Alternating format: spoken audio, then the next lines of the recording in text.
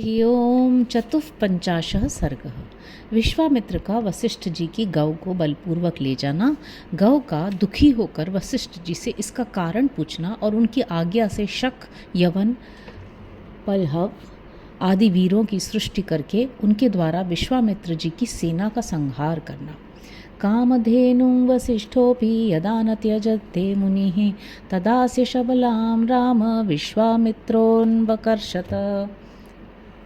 श्री राम जब वशिष्ठ मुनि किसी भी तरह उस कामधेनु गौ को देने के लिए तैयार न हुए, तब राजा विश्वामित्र उस चितकबरे रंग की धेनु को बलपूर्वक घसीट ले चले।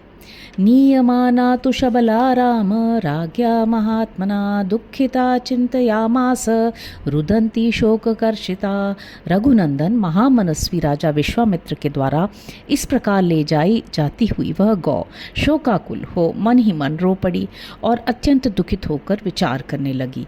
परित्यक्ता वसिष्ठेन किमहं सुमहात्मना याहं राजभृतैर्दीना हीये भृश दुःखिता।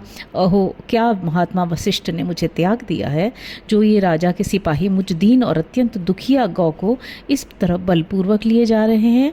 किं मया प्रकृतं तस्य महर्षेर्भावितात्मनः यन्मामनागसं दृष्ट्वा भक्तां त्यजति धार्मिकः।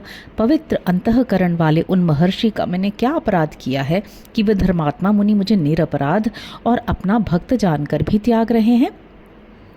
इति संचितयित्वा तु निश्वस्य च पुनः पुनः जगाम वेगेन तदा वसिष्ठं परमौजसं निष्धुर्य तांस्तदा भृत्यां शतशः शत्रुसूदन यह सोच कर भी वह गौ बारंबार लंबी सांस लेने लगी और राजा के उन सैकड़ों सेवकों को झटक कर उस समय महातेजस्वी वशिष्ठ मुनि के पास बड़ी वेग से पहुंची।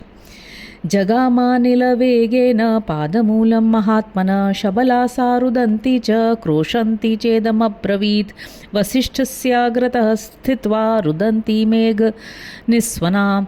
वह शबला गौ वायु के समान वेग से उन महात्मा के चरणों के समीप गई और उनके सामने खड़ी हो मेघ के समान गंभीर स्वर से रोती चीत्कार करती हुई उनसे इस प्रकार बोली।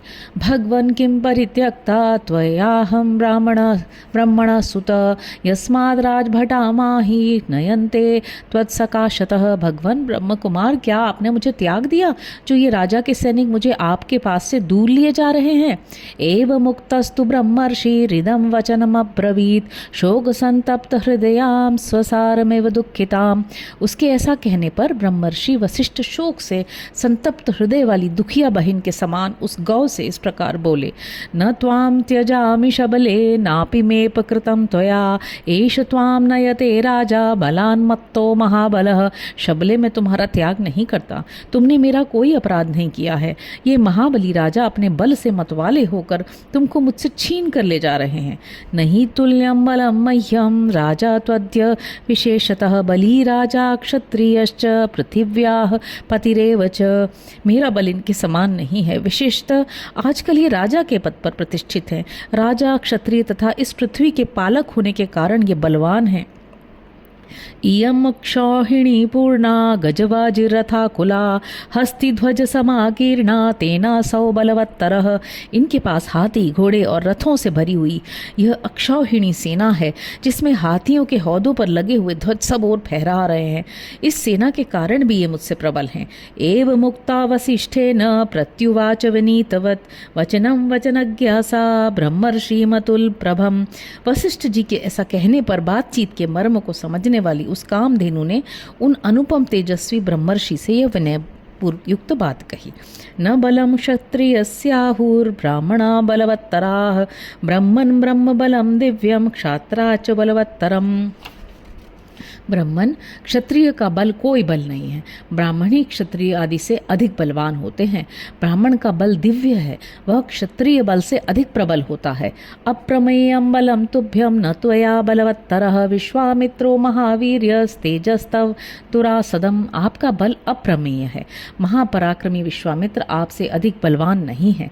आपका तेज दुर्धर्ष है, नियुङ्क्ष्व मां महातेजस्त्वं ब्रह्मबल संभृतां तस्य दर्पं बलं यत्नं नाशयामि दुरात्मनः। महातेजस्वी महर्षि, मैं आपके ब्रह्म बल से परिपुष्ट हुई हूँ, अतः आप केवल मुझे आज्ञा दे दीजिए, मैं इस दुरात्मा राजा के बल, प्रयत्न और अभिमान को अभी चूर्ण किए देती हूँ। इत्युक्तस्तु तया राम वसिष्ठस्तु महायशाः सृजस्वेति तदोवाच बलं परबलार्दनम। श्री राम, कामधेनु के ऐसा कहने पर महायशस्वी वशिष्ठ ने कहा, इस शत्रु सेना को नष्ट करने वाले सैनिकों की सृष्टि करो। तस्य तद्वचनं श्रुत्वा सुरभिः सासृजत् तदा तस्याहुंभारवोत्सृष्टाः पल्लवाः शतशो नृप। राजकुमार, उनका वह आदेश सुनकर उस गौ ने उस समय वैसा ही किया। उसके हुंकार करते ही सैकड़ों पल्लव जाति के वीर पैदा हो गए। नाशयन्ति बलं सर्वं विश्वामित्रस्य पश्यतः स राजा परम क्रुद्ध क्रोध विस्फारिते क्षणः। वे सब विश्वामित्र के देखते देखते उनकी सारी सेना का नाश करने लगे। इससे राजा विश्वामित्र को बड़ा क्रोध हुआ। वे रोष से आंखें फाड़ फाड़ कर देखने लगे। पल्लवान् नाशयामास शस्त्रैरुच्चावचैरपि विश्वामित्रार्दितान् दृष्ट्वा पल्लवान् शतशस्तथा भूय एवासृजद्घोरान् शकान् यवनमिश्रितान् तैरासीत् संवृता भूमि शकैर्यवनमिश्रितैः। उन्होंने छोटे बड़े कई तरह के अस्त्रों का प्रयोग करके उन पल्लवों का संहार कर डाला। विश्वामित्र द्वारा उन सैकड़ों पल्लवों को पीड़ित एवं नष्ट हुआ देख उस समय उस शबला गौ ने पुनः यवन मिश्रित शक जाति के भयंकर वीरों को उत्पन्न किया। उन यवन मिश्रित शकों से वहां की सारी पृथ्वी भर गई। प्रभावित महावीर्यैर्हेमकिञ्जल्कसन्निभैः तीक्ष्णासि पट्टिष्ठरैर्हेमवर्णाम्बरावृतैः निर्दग्धं तद्बलं सर्वं प्रदीप्तैरिव पावकैः ततोऽस्राणि महातेजा विश्वामित्रो मुमोचः तैस्ते यवनकाम्बोजा बर्बराश्चाकुलीकृताः। वे वीर महापराक्रमी और तेजस्वी थे। उनके शरीर की कांति सुवर्ण तथा केसर के समान थी। वे सुनहरे वस्त्रों से अपने शरीर को ढके हुए थे। उन्होंने हाथों में तीखे खड्ग और पट्टिश ले रखे थे। प्रज्वलित अग्नि के समान उद्भासित होने वाले उन वीरों ने विश्वामित्र की सारी सेना को भस्म करना आरंभ किया।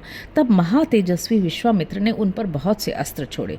उन अस्त्रों की चोट खाकर वे यवन, काम्बोज और बर्बर जाति की योद्धा व्याकुल हो उठे। इत्यार्षे श्रीमद् रामायणे वाल्मीकि आदि काव्ये बालकांडे 54 सर्गः। इस प्रकार श्री वाल्मीकि निर्मित आर्ष रामायण आदि काव्य के बालकांड में 54वां सर्ग पूरा हुआ। 55 सर्गः। अपने 100 पुत्रों और सारी सेना के नष्ट हो जाने पर विश्वामित्र का तपस्या करके महादेव जी से दिव्यास्त्र पाना तथा उनका वशिष्ठ के आश्रम पर प्रयोग करना एवं वशिष्ठ जी का ब्रह्मदंड लेकर उनके सामने खड़ा होना। ततस्तान् कुलान् दृष्ट्वा विश्वामित्राश्रमोहितान् वसिष्ठश्चोदयामास कामधुक्सृजयो गतः। विश्वामित्र के अस्त्रों से घायल होकर उन्हें व्याकुल हुआ देख वशिष्ठ जी ने फिर आज्ञा दी, कामधेनु अब योग बल से दूसरे सैनिकों की सृष्टि करो। तस्याहुंकारतो जाता काम्बोजा रविसन्निभा ऊधश्चाथ संभूता बर्बरा शस्त्रपाणयः। तब उस गौ ने फिर हुंकार किया। उसके हुंकार से सूर्य के समान तेजस्वी काम्बोज उत्पन्न हुए। थन से शस्त्रधारी बर्बर प्रकट हुए। योनिदेशाच यवनाश कृतेश्चाका स्मृता रोमकूपेषु म्लेच्छाश्च हारिता सकिरातका। योनि देश से यवन और शक्र देश गोबर के स्थान से शक पैदा हुए। रोमकूपों से म्लेच्छ, हारीत और किरात प्रकट हुए। तैस्तन्निषूदितं सर्वं विश्वामित्रस्य तत्क्षणात् सपदाति गजं साश्वं सरथं रघुनंदनम। रघुनंदन उन सब वीरों ने पैदल, हाथी, घोड़े और रथ सहित विश्वामित्र की सारी सेना का तत्काल संहार कर डाला। दृष्ट्वा निषूदितं सैन्यं वसिष्ठेन महात्मना विश्वामित्र सुतानां तु शतं नाना विधायुधम् धावत् सुसंस्क्रुद्धं वसिष्ठं जपतां वरं हुंकारेणैव तान् सर्वान् निर्ददाह महान ऋषि। महात्मा वशिष्ठ द्वारा अपनी सेना का संहार हुआ देख विश्वामित्र के 100 पुत्र अत्यंत क्रोध में भर गए और नाना प्रकार के अस्त्र शस्त्र लेकर जप करने वालों में श्रेष्ठ वशिष्ठ मुनि पर टूट पड़े। तब उन महर्षि ने हुंकार मात्र से उन सब को जलाकर भस्म कर डाला। ते साश्वर रथ पादाता वसिष्ठेन महात्मना भस्मीकृता मुहूर्तेन विश्वामित्र सुतास्तथा। महात्मा वशिष्ठ द्वारा विश्वामित्र के वे सभी पुत्र 2 ही घड़ी में घोड़े, रथ और पैदल सैनिकों सहित जलाकर भस्म कर डाले गए।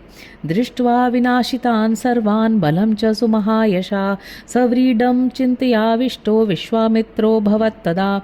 अपने समस्त पुत्रों तथा सारी सेना का विनाश हुआ देख महायशस्वी विश्वामित्र लज्जित हो बड़ी चिंता में पड़ गए।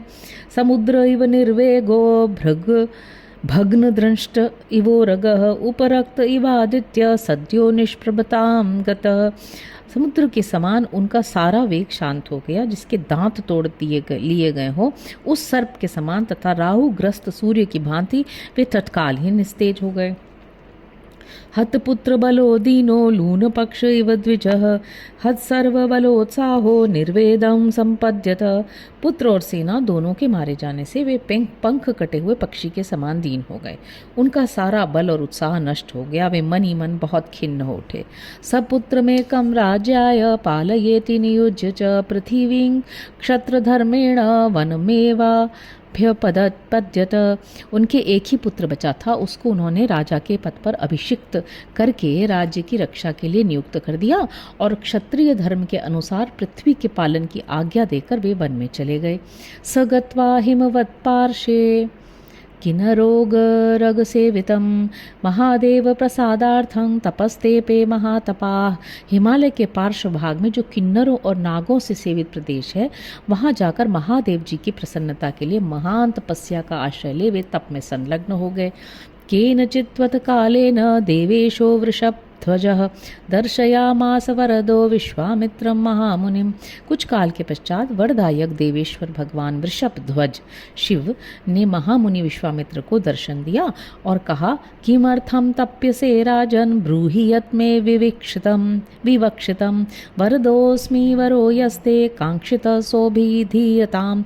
राजन, किस लिए तप करते हो? बताओ क्या कहना चाहते हो? मैं तुम्हें वर देने के लिए आया हूँ। तुम्हें जो वर पाना अभीष्ट हो उसे कहो।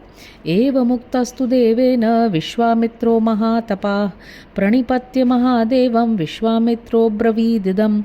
महादेव जी के ऐसा कहने पर महातपस्वी विश्वामित्र ने उन्हें प्रणाम करके इस प्रकार कहा, यदि तुष्टो महादेव धनुर्वेदो ममानघ सांगोपांगोपनिषद सरहस्य प्रदीयताम। निष्पाप महादेव, यदि आप संतुष्ट हों तो अंग उपांग उपनिषद और रहस्यों सहित धनुर्वेद मुझे प्रदान करिए। यानि देवेषु चास्त्राणि दानवेषु महर्षिषु गंधर्वे अक्षरक्षःसु प्रतिभान्तु ममानघ तव प्रसादात् भवतु देवदेव ममेत्सितम्। अनघ देवताओं, दानवों, महर्षियों, गंधर्वों, यक्षों तथा राक्षसों के पास जो जो अस्त्र हों वे सब आपकी कृपा से मेरे हृदय में स्फुरित हो जाएं। देवदेव, यही मेरा मनोरथ है जो मुझे प्राप्त होना चाहिए। एवमस्त्वस्ति देवेशो वाक्यमुक्त्वा गदस्तदा प्राप्य चास्त्राणि देवेशात् विश्वामित्रो महाबलः दर्पेण महता युक्तो दर्पपूर्णो भवत्तदा। तब एवमस्तु कहकर देवेश्वर भगवान शंकर वहाँ से चले गए। देवेश्वर महादेव से वे अस्त्र पाकर महाबली विश्वामित्र को बड़ा घमंड हो गया। वे अभिमान में भर गए। विवर्धमानो वीर्येण समुद्र इव पर्वणि हतं मेने तदा राम वसिष्ठ मृषिसत्तमम्। जैसे पूर्णिमा को समुद्र बढ़ने लगता है, उसी प्रकार वे पराक्रम द्वारा अपने को बहुत बड़ा चढ़ाकर मानने लगे। श्री राम, उन्होंने मुनि श्रेष्ठ वशिष्ठ को उस समय मरा हुआ ही समझा। ततो गत्वा श्रमपदम मुमोश्चास्त्राणि पार्थिव यस्तत्तपोवनम नाम निर्दग्धम चास्त्र तेजसा। फिर तो वे पृथ्वीपति विश्वामित्र वशिष्ठ के आश्रम पर जाकर भांति भांति के अस्त्रों का प्रयोग करने लगे, जिनके तेज से वह सारा तपोवन दग्ध होने लगा। उदीर्यमाणमस्त्रं तद् विश्वामित्रस्य धीमतः दृष्ट्वा विप्रद्रुताभीता मुनय शतशो दिश।